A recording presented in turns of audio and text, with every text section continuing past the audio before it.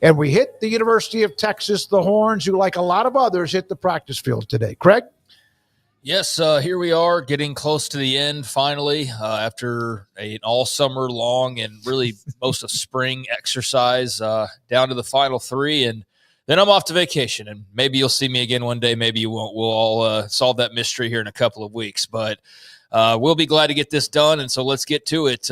Texas on the docket today, and obviously coming off of a very successful 2024 season that saw them get into the semifinals of the college football playoff. Once again, just a step away from getting into the national championship game, but fell to Ohio State in dramatic fashion.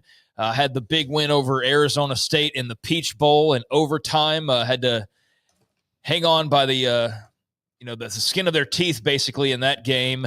Had the big win at home over Clemson. So, I mean, that playoff alone, like that's just crazy to me. Look, that's 3 games in the playoff alone. We're so used to 4 teams. Yeah, Clemson, Arizona State, and then, And then Ohio you get State. Beat by Ohio State. So, just pretty crazy. Obviously had the loss to Georgia in the regular season as well as in the championship game. But Texas, a very, very good season and just a step away from being exactly where they would like to be there at the end of the year. So what are they looking at as far as 2025? How do they improve on 13-3 and getting into the semis of the college football playoff?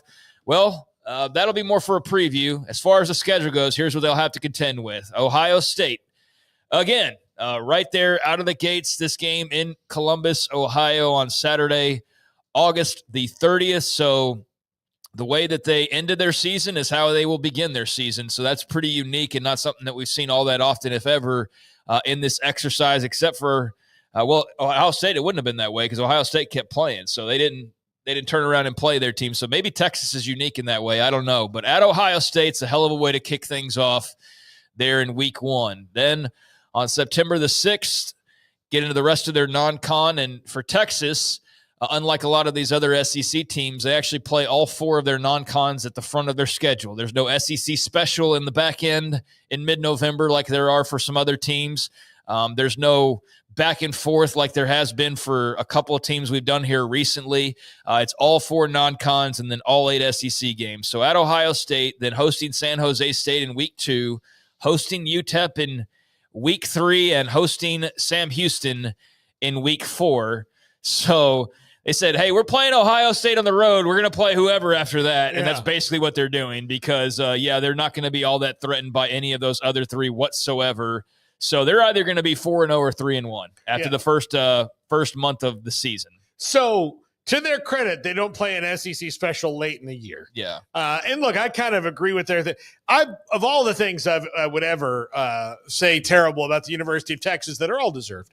But of all those things, I'm never going to really stomp on their schedule too much because hell no, or I'll fight you. I'm telling you, I'm going to pick up for them. Yeah. They've been doing it the right way longer than anybody else. Yep. And I agree. I'll tell you that if you ask most Texas people, do you want to play a 9th conference game? They're not going to cry about it. Like they're fine with it. They're fine. Like Oklahoma the same way. I think Texas and OU, if they played 9 conference games. He brought it up this time, not me. But they, they wouldn't cry about it. And so we're talking about the schedule, so might as well talk about this. But they're playing Ohio State. And that takes some gumption to go do. So we want more teams to do that. So I'm not going to crap on them for that. And look, not only that, Ohio State tried to bend this game all around to favor themselves all they want. Yep. And Texas is like, well, why would we do that? Why in the world? Oh, well, we don't want it to be a noon kick Eastern time. Do you not know that if there's anybody more almighty than Texas, it might be Ohio State? Yeah, and they're like, no, we're not. No. We have no incentive to do that. So, can't wait for that game, though. Absolutely can't wait. So, super happy that the Baylor game got moved, that Baylor-Auburn game got moved to Friday night so that you can watch that one. I can go to the Baylor-Auburn game and then watch that one, So there's the non-con for Texas. Then they take a break the last week of September after playing their full non-con. And San Jose State, I gave them a glance. They're respectable. I mean, they're not nobody, but as opposed to Texas, they are. And they've won 7 games consistently here as of late, but it's been a while since they've been much better than that. So, yeah, Texas should be 4-0, 3-1 bare minimum, and then they get into all SEC play, which I do like about this schedule. I don't know why we wouldn't like that for everybody else. I mean, the SEC special thing I've coined now and brought up on a regular basis, and some of them have an excuse and some because they play somebody tough in the non-con, but I just don't, like, we've seen some schedules where it's like back and forth the entire year. I love just you play your non-con and then you play all your conference games. And I get there's rivalry games that maybe you can't do that. Georgia Tech. That's an exception. FSU, Florida. That's an exception. At the very end. But it's at the very end. Middle. It should be at the very end, not like middle November. Yeah. Like that's the problem that I have. So anyways, starting off the SEC schedule, they will have a bye in between. So their first bye is after that Sam Houston game.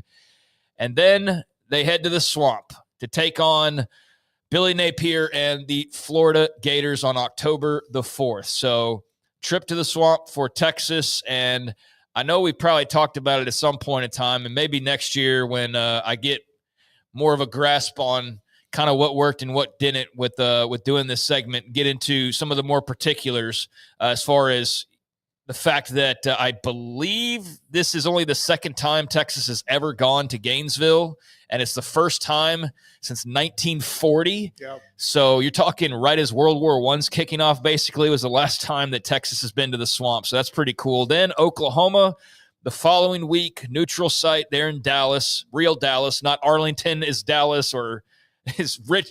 No, real Dallas. The Cotton Bowl. Real Dallas Cotton Bowl.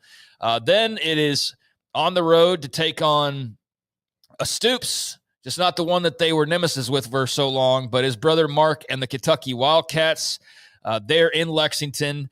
And then back-to-back road games. But if you were going to take back-to-back road games, I think this is the back-to-back road games you would take because they go to Starkville to take on Mississippi State. So 3 out of their 4 games in the month of October are on the road, at Florida, at Kentucky, at Mississippi State, and then Oklahoma there right after the Gators.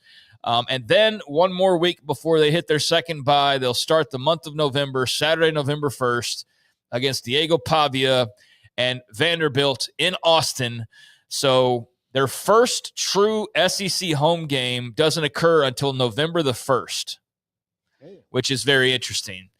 So, yeah, that's a unique part of having that neutral site with Oklahoma. So we'll leave it there because then they get into their second bye week. But that second chapter of 3 at Florida, Oklahoma, neutral site, at Kentucky, at Mississippi State, Vanderbilt, and Austin. Yeah, I remember thinking about last year, their schedule, because all these games were at home, and now it's flipped. This is what makes it tougher is that they do have to go on the road quite a bit. 2 thoughts, fellas, make sure you get your shots before you go into Gainesville, especially tetanus. You never know what's going to happen. It's a dirty, disgusting place. And will Jeff Lebby have the courage to castrate a bull like Jackie Sherrill did in front of his team the last time, I believe, Texas went to Starkville? No. No. Very interesting motivational tactic by Jackie Sherrill. Yeah. Do you remember that, Smokey? Yeah. Did it work? No, it did not. Texas won the game. The poor bull. Yeah, I mean, they played in, last year, obviously, and then, 98 in the Cotton Bowl. And then what would you be referring to all the way back in It's in the early 90s. So it would have been 91 Starkville. 13-6 Mississippi State, 92, 28-10 Mississippi State in Austin. So one of those games, I suppose. Yeah, one of those games that Jackie Sherrill castrated a bull to, I think I've heard that story, but yeah, I don't think that's going to be happening with Jeff Lebby. So then into the regular rest of the month of November after the Vanderbilt game, it is Saturday, November the 15th at Georgia. So going between the hedges, that's a big game there. Saturday, November 22nd, home against Arkansas. And then to close things out, their only non-Saturday game, Black Friday against Texas A&M. And the return trip to Austin after going and winning in College Station in thrilling fashion, dominant fashion, actually. Last year, that's already been announced as a Black Friday night game, 6:30 kick on ABC for A&M and Texas. So there is the schedule for Texas in 2025. Let me tell you something. In just the last 2 years, they have played Georgia twice, Ohio State, Michigan, Oklahoma twice, Clemson, Florida, and A&M twice will be part of it too. They are not afraid to play people. We've mentioned that before. This is interesting. This is interesting because of the road games, kind of a break with what you said earlier, depending on what Vanderbilt ends up being, because Pavia said they're going to run the table. I love their schedule. I think it's going to be really hard for anyone to beat them. Unless there's something we don't see, they're 11-1, 10-2 before they play in the SEC championship game. Yeah, more than likely. I do love this last part of the schedule, which is at Georgia, which is going to be super tough. Then you've got, two back-to-back old Southwest Conference rivalries at the end with Arkansas and A&M. So love that. Hope those rivalries kick back up. By the way, I was wrong. They did win the game. They beat them 28-10. Like you said, it was 1990s, the 92 game, Craig. I looked it up, that Jackie Sherrill came under fire for making a bull of steer in front of his team. So it worked. Yeah, I guess it worked. The early 90s, a little bit too late to probably be doing things like that, not getting some blowback for it, though. Yeah. So,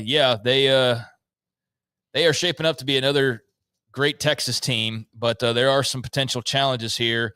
As far as who they don't play, you do not play Alabama. You do not play Auburn. You do not play LSU. You do not play Missouri. You don't play Ole Miss. You don't play South Carolina. You don't play Tennessee. You want to know why people call this schedule easy? Because that's like all of the top teams in the league outside of Georgia that you don't play as far as this scheduling goes. Now, maybe Oklahoma is one of those teams.